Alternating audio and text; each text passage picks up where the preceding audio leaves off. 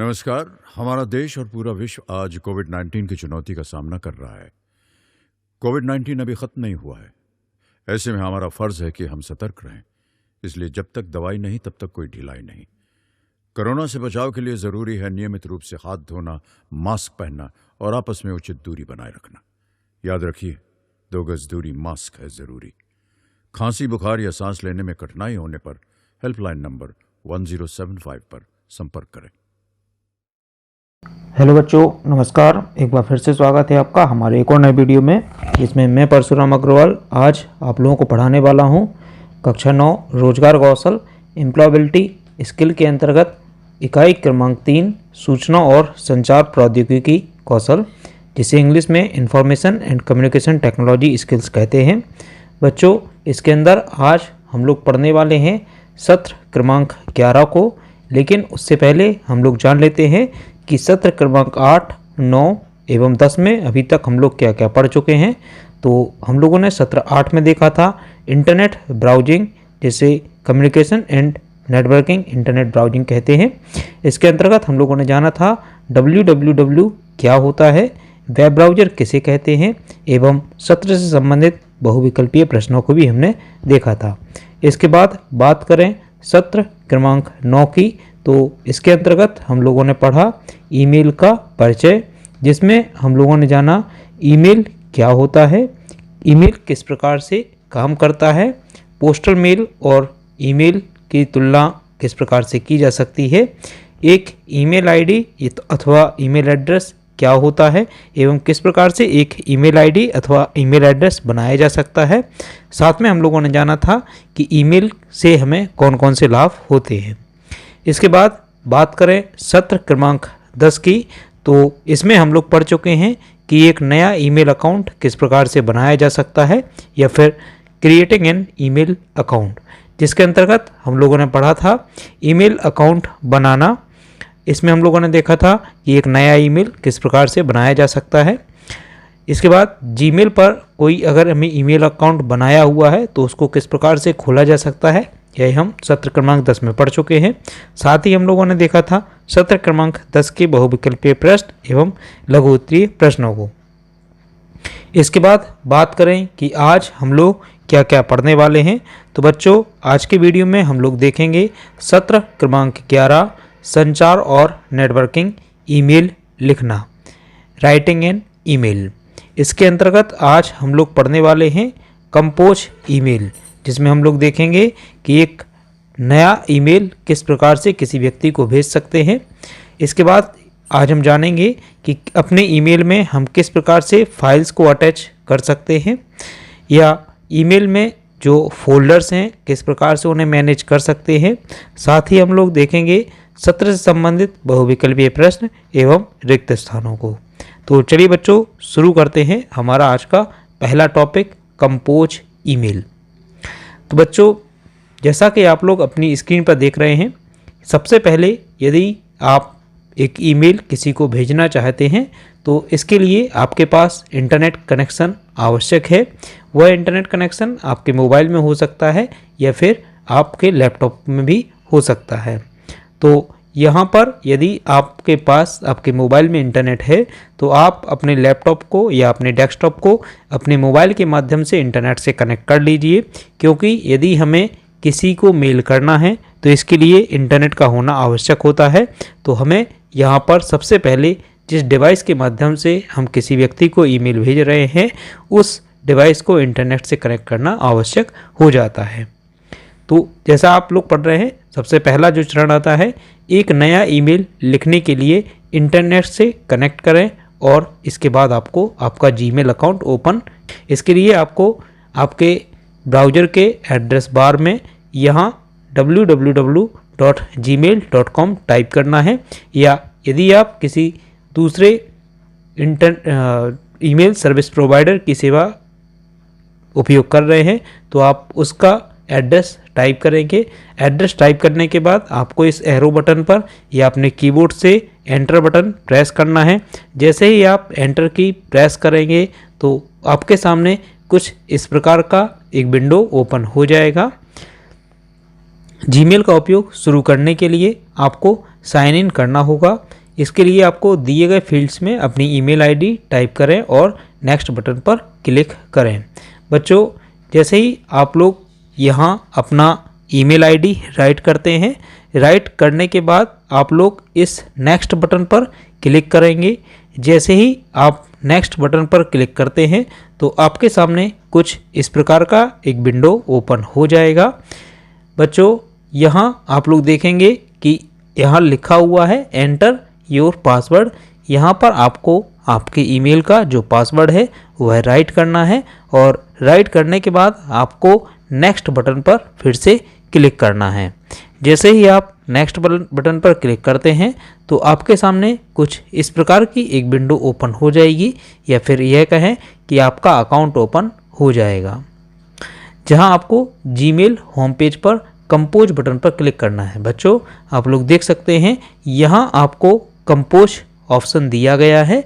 यदि आप किसी व्यक्ति को एक ईमेल लिख करके भेजना चाहते हैं तो आपको इसके लिए कंपोज पर क्लिक करना होगा।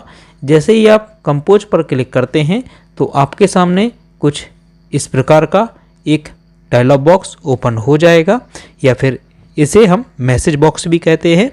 अब बच्चों, आपको इसमें बहुत सारे ऑप्शंस दिए गए हैं। इन ऑप्शंस का उपयोग करके एक ईमेल बनाना है एवं उसे किसी व्यक्ति को भेजना है। तो जैसा कि आप लोग देख रहे हैं, सबसे पहला ऑप्शन यहाँ पर लिखा हुआ है टू। बच्चों, इस टू के अंतर्गत हम उस व्यक्ति का ईमेल एड्रेस लिखते हैं जिसको हमें ईमेल भेजना है। यह ध्यान रहे बच्चों, आप जिस व्यक्ति को ईमेल भेजना चाहते हैं, यहाँ टू के अंतर्गत उस व्यक्ति का ईमेल एड्रेस आपको टाइप करना है।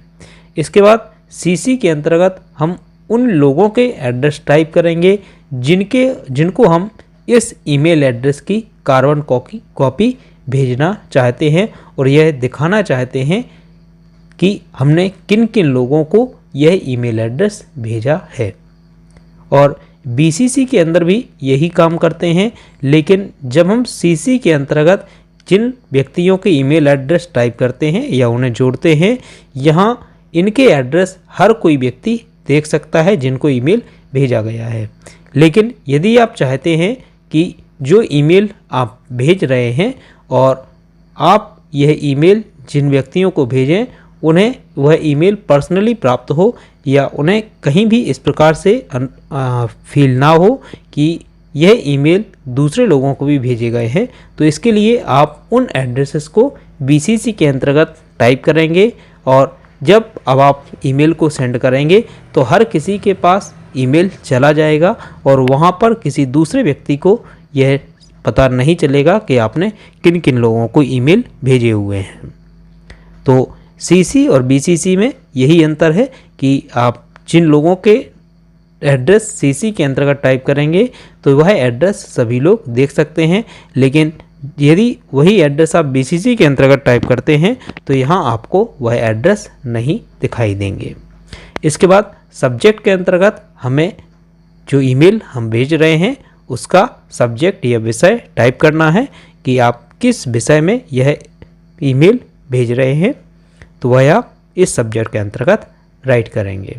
इसके बाद आप ये ब्लैंक एरिया देख रहे हैं, इस ब्लैंक एरिया के अंतर्गत आपको वह संदेश या अपना ईमेल राइट करना है जो आप किसी व्यक्ति को भेजना चाहते हैं। एवं बात करें कि आप इस ईमेल के साथ में कुछ अटैचमेंट भी करना चाहते हैं, कुछ दूसरी फाइल्स को भी भेजना चाहते हैं, तो इसके लिए आप इस एरिया में आप यहाँ देखेंगे कि आपको एक ऑप्शन दिया गया है अटैचमेंट के लिए। तो जैसे ही आप इस पर क्लिक करते हैं तो आपके सामने एक नया डायलॉग बॉक्स ओपन हो जाता है जहाँ से आप फाइल को चुन करके अटैच कर सकते हैं। इसके बाद और भी इसमें बहुत सारे ऑप्शंस दिए गए हैं जिनको हम एक एक करके जानेंगे। और जब आप यह सारी प्रक्रिया कर लेंगे, इसके बाद जैसे ही आप सेंड ऑप्शन पर क्लिक करते हैं तो आपका ईमेल, जो भी आप जिस व्यक्ति को ईमेल भेजना चाहते हैं उस व्यक्ति को ईमेल सेंड हो जाता है। तो चलिए बच्चों देख लेते हैं कि ईमेल लिखने के लिए हमें कौन कौन से चरणों का पालन करना चाहिए। तो जैसे हम लोग बात कर चुके हैं कि पहले चरण में हमें 2 सेक्शन के अंतर्गत जो हमने सबसे ऊपर देखा था, यहाँ 2 की बात कर रहे हैं। तो 2 सेक्शन के अंतर्गत उस व्यक्ति का ईमेल एड्रेस लिखना है जिसे आप मेल भेजना चाहते हैं। इसके बाद दूसरा बिंदु आता है सीसी सेक्शन में उन सभी लोगों के ईमेल एड्रेस लिखना है जिनको हम ईमेल भेजना चाहते हैं। सब्जेक्ट में मेल का टॉपिक लिखना है, जैसे यदि हम किसी को दिवाली विश करना चाहते हैं और दिवाली पर एक कोई अपना मेल भेज रहे हैं तो इसके लिए हम हैप्पी दिवाली लिख सकते हैं। 4th बिंदु आता है मुख्य भाग में वह संदेश लिखें जो आप भेजना चाहते हैं, जिसमें आरंभ में अभिवादन हो सकता है, जिसका मतलब है आरंभ में आप हाय, हेलो या फिर डियर लिख सकते हैं। बीच में आपका जो मेन संदेश होगा या जो मेन मैसेज होगा उसको राइट करेंगे और अंत में आप अपने हस्ताक्षर कर सकते हैं जो कि डिजिटली किए जाएंगे। 5वां ऑप्शन आता है संदेश टाइप करने के बाद आपको सेंड बटन पर क्लिक करना है और जैसे ही आप सेंड बटन पर क्लिक करते हैं आपका ईमेल आपके पास से उस व्यक्ति तक पहुंच जाएगा। अटैचमेंट करने के लिए हमें क्या करना है पढ़ लेते हैं। अटैचमेंट एक प्रकार की फाइल होती है, जैसे आप फोटो, डॉक्यूमेंट जिसे आप अपने ईमेल के साथ भेज सकते हैं। अटैचमेंट जोड़ने के लिए आपको अटैच बटन पर क्लिक करना होगा। जैसे बच्चों हम लोग पढ़ चुके हैं कि यदि आप अपनी ईमेल में किसी भी प्रकार का अटैचमेंट करना चाहते हैं, चाहे वह फ़ोटो हो सकती है या किसी प्रकार का डॉक्यूमेंट, ऑडियो, वीडियो कुछ भी हो सकता है, तो इसके लिए आपको इस अटैच बटन पर क्लिक करना होगा। अटैच बटन में अक्सर इसके सिंबल के रूप में एक पेपर क्लिप होता है। तो बच्चों आप देख रहे होंगे यह जो सिंबल है पेपर क्लिप का सिंबल है, तो इसी के माध्यम से हम फाइल को अटैच करेंगे।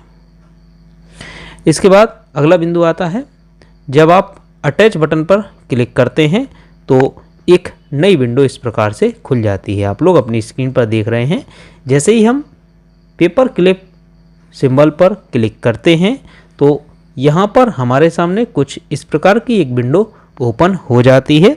इस विंडो में से हमारी फाइल जहाँ पर सेव है हम उस लोकेशन पर जाते हैं। जैसे उदाहरण के लिए यदि हमारी फाइल डेस्कटॉप पर सेव है तो हम डेस्कटॉप एरिया में क्लिक करके और अब यहाँ से ब्राउज करेंगे तो हमारी फाइल जहाँ पर होगी उसको सेलेक्ट करके हम ओपन पर क्लिक करेंगे।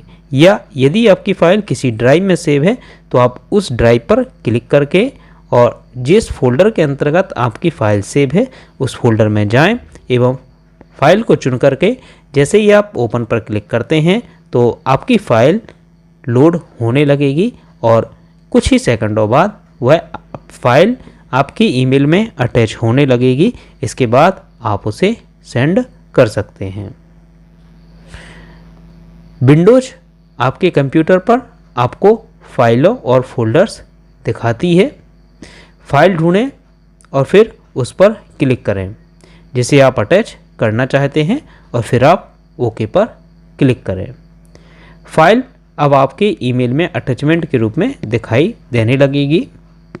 फाइल का नाम एक पेपर क्लिप सिंबल के बगल में दिखाया जाएगा। तो बच्चों जैसा जब हम फाइल अटैच कर लेंगे तो उसका नाम हमें हमारे जो पेपर क्लिप है उसके पास में दिखाई देगा। इसके बाद बात करते हैं कि अब हम अपने ईमेल अकाउंट के फोल्डर्स को किस प्रकार से प्रबंधित कर सकते हैं या किस प्रकार से उन्हें मैनेज कर सकते हैं। तो आइए देखते हैं। यहाँ विभिन्न फोल्डर्स हैं जो आपके ईमेल को प्रबंधित तौर व्यवस्थित करने में आपकी सहायता करते हैं।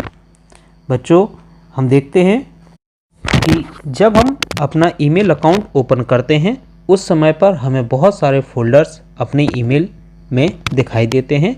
तो हम उन्हीं के बारे में पढ़ रहे हैं कि किस प्रकार से उन फोल्डर्स को हम मैनेज कर सकते हैं। तो आप लोग यहाँ देखेंगे ईमेल इनबॉक्स में जाता है। बच्चों जब भी हमारे पास कोई मैसेज या कोई ईमेल आता है तो सबसे पहले वह ईमेल हमारे मेल अकाउंट के इनबॉक्स फोल्डर में जाता है। ईमेल सेंड फोल्डर में कब जाता है यह हम देख रहे हैं। तो जो आपने लोगों को भेजा है बच्चों, जो मैसेजेस हम किसी व्यक्ति को करते हैं या कहीं दूसरे लोगों को भेजते हैं वह हमेशा आपको सेंड फोल्डर के अंतर्गत पाए जाएंगे। इसके बाद बात करें कि ड्राफ्ट फोल्डर में किस प्रकार के मैसेजेस होते हैं, तो हम लोग सभी लोग इससे परिचित होंगे कि जब हम किसी व्यक्ति को मैसेज भेजना चाहते हैं लेकिन हम उन मैसेजेस को लिख करके या उन मैसेजेस को कुछ फाइल अटैच करके रख देते हैं और उन्हें सेंड नहीं करते हैं, तब इस प्रकार के मैसेजेस हमेशा ड्राफ्ट फोल्डर के अंतर्गत चले जाते हैं। इसके बाद बात करें जंक या स्पैम फोल्डर में क्या होता है, तो इसके अंतर्गत अनुपयोगी मैसेजेस जो कि हमारे लिए उपयोगी नहीं है या अनचाहे तरीके से हमारे पास भेजे गए हैं, तो इस प्रकार के मैसेजेस हमेशा जंक या फिर स्पैम फोल्डर के अंतर्गत चले जाते हैं और वह मैसेजेस हमें हमारे इनबॉक्स में नहीं दिखाई देते। बच्चों यहाँ पर ध्यान देने वाली बात यह है कि हमने सबसे पहले देखा कि जब कोई व्यक्ति हमें मैसेज भेजता है तो वह हमारे इनबॉक्स में आते हैं, लेकिन जंक और स्पैम के अंतर्गत भी उसी प्रकार के मैसेजेस आते हैं जो किसी अन्य लोगों द्वारा भेजे जाते हैं। लेकिन हम बात कर रहे हैं कि ऐसे मैसेजेस जो कि अनुपयोगी हैं और हमारे लिए हानिकारक साबित हो सकते हैं, तो गूगल के द्वारा हमें यह सर्विस उपलब्ध कराई जाती है कि हम इस प्रकार के हानिकारक मैसेजेस को ऑटोमेटिकली स्पैम या जंक फोल्डर के अंतर्गत सेव करें। इसके बाद देखते हैं अगला बिंदु, ईमेल को ट्रेस कर सकता या फिर फोल्डर रख सकता है जिसकी आपको अब आवश्यकता नहीं है और हटा दिया जाता है। एक ईमेल को हटाने के लिए आप एक ईमेल का चयन करते हैं और फिर इसे इनबॉक्स से ट्रेस फोल्डर में ले जाने के लिए डिलीट बटन पर क्लिक करते हैं। बच्चों हमारे फोल्डरों के अंतर्गत एक और फोल्डर होता है जिसका नाम होता है ट्रेस, और इस ट्रेस फोल्डर के अंतर्गत वह मैसेजेस रखे जाते हैं जो अब हमारे काम के नहीं हैं या हम उन्हें अपने ईमेल से हटा देते हैं या ईमेल के इनबॉक्स से डिलीट कर देते हैं। तो बच्चों जिस प्रकार से हमारे कंप्यूटर के अंतर्गत एक रिसाइकल बिन होता है, उसी प्रकार से ईमेल में एक ट्रेस फोल्डर होता है और उस ट्रेस फोल्डर में वह सभी ईमेल रखे जाते हैं जो कि हम अपने इनबॉक्स में से डिलीट कर देते हैं। अभी हम इन सभी चीज़ों को प्रैक्टिकली जानेंगे कि किस प्रकार से हम अपने ईमेल में ट्रेस, स्पैम या फिर इनबॉक्स या सेंड फोल्डर्स को देख सकते हैं और उनमें यह देखेंगे कि किस प्रकार से उनमें मेल रखे होते हैं। इसके बाद बच्चों हम लोग जान लेते हैं प्रैक्टिकली। तो बच्चों जैसा कि आप लोग देख रहे हैं कि हमारे सामने ब्राउज़र ओपन हो चुका है। अब हम सबसे पहले एड्रेस बार में www.gmail.com टाइप करते हैं। जैसे ही हमने gmail.com टाइप किया उसके बाद हम एंटर करते हैं और बच्चों जैसे ही हमने एंटर प्रेस किया तो हम देखते हैं कि हमारे सामने जीमेल का जो होम पेज है वह ओपन हो जाता है। बच्चों चूँकि हमने पहले से अपना ईमेल अकाउंट इसमें सेव करके रखा है तो डायरेक्ट अब हमारा ईमेल यहाँ पर साइन इन हो रहा है। हम देखते हैं कि कुछ ही सेकंडों में हमारा ईमेल अकाउंट साइन इन हो जाता है। और बच्चों आप लोग देखते हैं कि आपकी स्क्रीन पर एक ईमेल अकाउंट साइन इन हो चुका है, जहां पर अब हम सबसे पहले तो ईमेल के विंडो को जानेंगे कि इसमें कौन कौन से एरिया को क्या कहां पर क्या क्या चीज़ें हैं।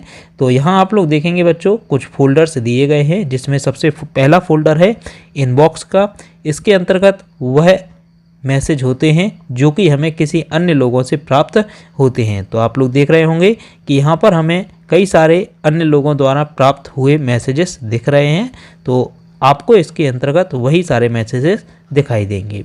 इसके बाद दूसरा फोल्डर आता है स्टार्ट। बच्चों यहाँ हम जिस मैसेजेस को स्टार पर क्लिक करते हैं तो वह मैसेज हमारे इस स्टार्ट फोल्डर के अंतर्गत पहुँच जाते हैं। जैसे उदाहरण के लिए मैं यहाँ पर यह मैसेज जो टिकट एडमिन के नाम से है इसको स्टार करता हूं तो यह मैसेज हमारा इस स्टार फोल्डर के अंतर्गत हमें दिखाई देगा। जैसे ही बच्चों हम स्टार फोल्डर पर क्लिक करेंगे तो यह अभी लोड हो रहा है, हमें यहाँ पर यह मैसेज स्टार फोल्डर के अंतर्गत दिखाई देगा। इसके बाद स्नूज्ड के अंतर्गत हमें वह मैसेजेस या वह चीज़ें दिखाई देंगी। जैसे आप लोग अब स्टार्ट को देख सकते हो, यहाँ यह मैसेज स्टार फोल्डर के अंतर्गत पहुँच चुका है। इसके बाद यहाँ आपको स्नूज्ड इम्पोर्टेंट, ये मेरे द्वारा कुछ बनाए गए फोल्डर है, आप इसमें खुद के फोल्डर भी बना सकते हैं। इसके बाद सेंड के अंतर्गत यदि हम बात करें तो बच्चों जैसे ही हम सेंड पर क्लिक करेंगे तो वह मैसेजेस जो हमारे द्वारा किसी दूसरे व्यक्ति को भेजे गए हैं वह मैसेजेस हमें सेंड के अंतर्गत दिखाई देते हैं। बच्चों समय लग रहा है थोड़ा सा क्योंकि इंटरनेट स्लो है, तो यहाँ आप देख सकते हैं कि आपको सेंड के अंतर्गत वह सभी मैसेजेस दिखाई देते हैं जो हम किसी और लोगों को भेजते हैं। इसके बाद बात करें ड्राफ्ट की तो यहाँ हमें वह मैसेजेस दिखाई देंगे जो कि हमने टाइप करके रखे हैं और अभी भेजे नहीं हैं। तो यहाँ पे हमने कोई भी ऐसा मैसेज टाइप नहीं किया है जो हमें किसी दूसरे व्यक्ति को अभी भेजना नहीं है या भेजा नहीं है। इसके बाद आप नीचे की ओर आएंगे तो आपको कैटेगरीज या फिर आप देख सकते हैं यहाँ पर इस सेंट नाम से एक फोल्डर दिया गया है। तो यहाँ हम जो मैसेजेस भेज चुके होते हैं वह मैसेजेस हमें दिखाई देते हैं। इस जंक के अंतर्गत यदि हम क्लिक करेंगे तो हमें वह मैसेजेस मिलेंगे जो कि हमारे काम के नहीं हैं या फिर हमें अनचाहे तरीके से भेजे गए हैं। यहाँ अगर हम मोर पे क्लिक करें और भी हमें यदि फोल्डर होंगे, आप देखेंगे यहाँ पर आपको स्पैम नाम का फोल्डर मिल जाता है जिसमें अनचाहे मैसेजेस आते हैं जो कि हमारे काम के नहीं हैं। तो आप देखते हैं कि यहाँ पर आपको कई सारे ऐसे मैसेजेस देखने के लिए मिल जाते हैं। इसके बाद ट्रैश की अगर बात करें तो इसके अंतर्गत वह मैसेजेस आते हैं जो हम अपने इनबॉक्स से डिलीट कर देते हैं और डिलीट करने के बाद यह 30 दिनों तक हमारे ट्रैश फोल्डर के अंतर्गत सेव रहते हैं और जैसे ही 30 दिन इनके ख़त्म होते हैं तो ऑटोमेटिकली इस ट्रैश फोल्डर से डिलीट हो जाते हैं। बच्चों जैसे आप लोग देख रहे होंगे कि इसमें अभी नवंबर 26 तक के मैसेज दिए गए हैं और बच्चों यदि आप दिसंबर 26 को इन मैसेजेस को इसमें देखना चाहें तो यह मैसेजेस हमें यहाँ पर नहीं दिखेंगे। तो यह मैसेजेस 30 दिनों बाद ऑटोमेटिकली डिलीट हो जाते हैं। और यदि आप चाहते हैं कि इन मैसेजेस को आपको ट्रैश फोल्डर से भी डिलीट करना है तो आप यहाँ पर एम्प्टी ट्रैश नाउ पर क्लिक करेंगे और यह आपसे परमिशन मांगेगा कि आप इसमें से मैसेजेस को डिलीट करना चाहते हैं। जहाँ हमारे 187 मैसेजेस हैं तो मैं इसको डिलीट करना चाहता हूँ तो ओके पर क्लिक करता हूँ। जैसे ही मैं ओके पर क्लिक करूँगा हमारे मैसेजेस अब ट्रैश फोल्डर से भी परमानेंट डिलीट हो जाएंगे। तो बच्चों जैसे आप देख सकते हो कि यहाँ पर आ चुका है नो कन्वर्सेशन इन ट्रैश। यहाँ इसका मतलब है कि अब हमारे ट्रैश फोल्डर के अंतर्गत किसी भी प्रकार का मैसेज नहीं है। अब हम बात करते हैं कि किस प्रकार से हम किसी व्यक्ति को मैसेज भेज सकते हैं। तो इसके लिए हमें कंपोज बटन पर क्लिक करना है। जैसे ही हम कंपोज पर क्लिक करते हैं तो हमारे सामने एक न्यू मैसेज करके डायलॉग बॉक्स ओपन हो जाता है और अब हम यहाँ पर टू के अंतर्गत उस व्यक्ति का ईमेल एड्रेस टाइप करेंगे जिसको हम मैसेज भेजना चाहते हैं। तो इसके लिए मैंने यहाँ पर एक एक ईमेल अकाउंट टाइप कर लेता हूँ जो एक onlinestudy@gmail.com को मैं भेज रहा हूँ। बच्चों यदि हम अन्य लोगों को भी यह मैसेज भेजना चाहते हैं तो हम यहाँ पर CC पर क्लिक करेंगे और यहाँ पर दूसरे लोगों के नाम डाल देंगे या फिर अगर हम BCC पर क्लिक करते हैं तो उसमें भी हम अन्य लोगों के नाम डाल सकते हैं। लेकिन मैं केवल ऑनलाइन स्टडी को यह मैसेज भेजना चाहता हूँ। तो अब बारी आती है सब्जेक्ट की। तो इसके अंतर्गत सब्जेक्ट में मैं कुछ टाइप करके लिख देता हूँ। जैसे वेलकम मैं यहाँ पर टाइप कर रहा हूँ और इसके बाद मैं मैसेज बॉडी के अंतर्गत कुछ मैसेज टाइप कर देता हूँ जैसे डियर एंड इसके बाद मैं अपना कुछ भी मैसेज टाइप करके भेज देता हूँ और यहाँ पर मैं अपने सिग्नेचर लिख देता हूँ। तो बच्चों आप लोग देखते हैं कि यहाँ पर मैंने अपना मैसेज टाइप कर दिया है और यदि इस मैसेजेस के साथ मैं कुछ डॉक्यूमेंट टाइप करना ऐड करना चाहता हूँ या अटैच करना चाहता हूँ तो यहाँ अटैच फाइल जो हमारी पेपर क्लिप है इस पर जाएंगे। आप लोग देख रहे हैं, आपको दिख रहा होगा अटैच फाइल्स लिखा हुआ है। जैसे ही हम इस पर क्लिक करते हैं तो क्लिक करने के बाद हमारे सामने एक डायलॉग बॉक्स ओपन होता है। आप देख सकते हैं यहाँ पर फाइल अपलोड नाम का एक डायलॉग बॉक्स ओपन हुआ है।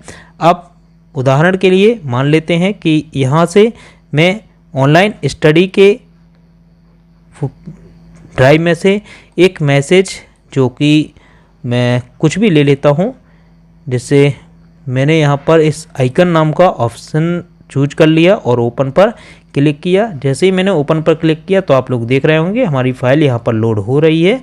और जब यह फ़ाइल लोड हो चुकी है और हम लोग यहाँ पर अपनी फ़ाइल को देख भी सकते हैं। बच्चों, बाकी के जो ऑप्शन हैं वो इसलिए दिए गए हैं कि आप लोग जो ये मैसेजेस लिख रहे हैं इनकी फॉर्मेटिंग के लिए यह ऑप्शन दिए गए हैं। जैसे उदाहरण के लिए मैं डियर को बोल्ड करना चाहता हूं तो सिलेक्ट करके यहाँ पर बोल्ड पर क्लिक करूँगा तो हमारा डियर बोल्ड हो जाएगा। इटैलिक करना चाहता हूँ तो इटैलिक भी हो जाएगा। अगर आप फ़ॉन्ट का फेस बदलना चाहते हैं तो फ़ॉन्ट का फेस भी बदल सकते हैं। तो इस प्रकार से यह फॉर्मेटिंग के लिए आपको दिए गए हैं। इसके बाद अगर आप कुछ और फाइल अटैच करना चाहते हैं तो दोबारा से यहाँ क्लिक करें। क्लिक करने के बाद आप दूसरी फाइल को भी सिलेक्ट कर सकते हैं। जैसे मैं यहाँ पर इस फाइल को सिलेक्ट कर लेता हूँ और ओपन पर क्लिक करता हूँ। जैसे ही मैंने ओपन पर क्लिक किया तो हम लोग देख रहे हैं यहाँ पर हमारी फ़ाइल अपलोड हो रही है। और बच्चों, जब तक यह फ़ाइल अपलोड ना हो तब तक आपको सेंड पर क्लिक नहीं करना है। हम लोग अभी यहाँ पर अपलोड होने का इंतज़ार करेंगे क्योंकि फ़ाइल लगभग 17 MB की है। तो यहाँ से हमारी फ़ाइल अपलोड हो चुकी है और अब हम सेंड पर क्लिक करते हैं। जैसे ही हम सेंड पर क्लिक करते हैं तो यहाँ आप देखेंगे सेंडिंग नाम से अभी, और इस प्रकार से हम देखते हैं कि मैसेज सेंड नाम का ऑप्शन आ चुका है। और जब यह मैसेज आ चुका है तो इसका मतलब है कि हमारा मैसेज सेंड हो चुका है। और इस मैसेजेस को अब आप देखना चाहते हैं कि यह सेंड हुआ है कि नहीं हुआ, तो इसको आप सेंड फोल्डर में जा कर के देख सकते हैं कि हमने मैं जो मैसेज किया वह सेंड हुआ है या नहीं। तो हम देखते हैं कि यहाँ पर ऑनलाइन स्टडी को एक मैसेज सेंड हो चुका है जिसमें हमने ये 2 फाइल्स, एक आइकन और एक माई पासपोर्ट नाम से जो फाइल थी वह इसके अंतर्गत भेजी हुई है।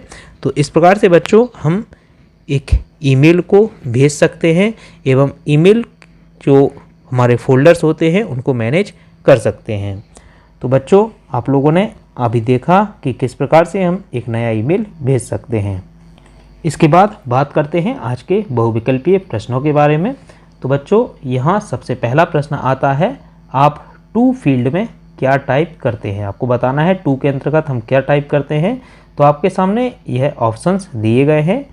तो इसके अंतर्गत क्या हम ईमेल का विषय टाइप करते हैं, ईमेल का मुख्य संदेश टाइप करते हैं? बिल्कुल नहीं। उस व्यक्ति का ईमेल पता जिसे आप ईमेल की एक प्रति भेजना चाहते हैं। बच्चों, यहाँ प्रति बोला गया है, कॉपी, तो हम कॉपी नहीं, यहाँ पर मेल ईमेल भेजते हैं। तो जिस व्यक्ति को आप मेल भेज रहे हैं उसका ईमेल पता। तो बिल्कुल बच्चों, इसका सही उत्तर है घ नंबर। जिसको हम ईमेल भेजना चाहते हैं उसका पता लिखते हैं।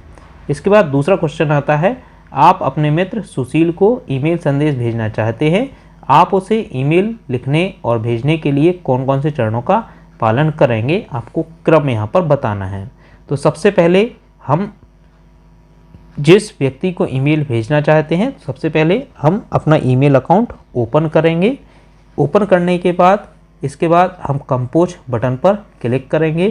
क्लिक करने के बाद हम ईमेल का पता, विषय एवं संदेश लिखेंगे और सेंड पर क्लिक करेंगे। तो बच्चों, इसका जो सही उत्तर है वह आता है का नंबर का। पहले हम चौथा, फिर दूसरा, फिर पहला एवं तीसरा ऑप्शन चुनेंगे। तो बच्चों, आज के वीडियो में बस इतना ही। कल आपसे एक बार फिर से मुलाकात होगी एक और नए वीडियो में, जिसमें हम लोग पढ़ेंगे सत्र 12। तब तक के लिए नमस्कार, धन्यवाद। किशोरावस्था संबंधित समस्याओं के परामर्श हेतु समर्पित उमंग किशोर हेल्पलाइन के टोल फ्री नंबर 144225 पर संपर्क करें।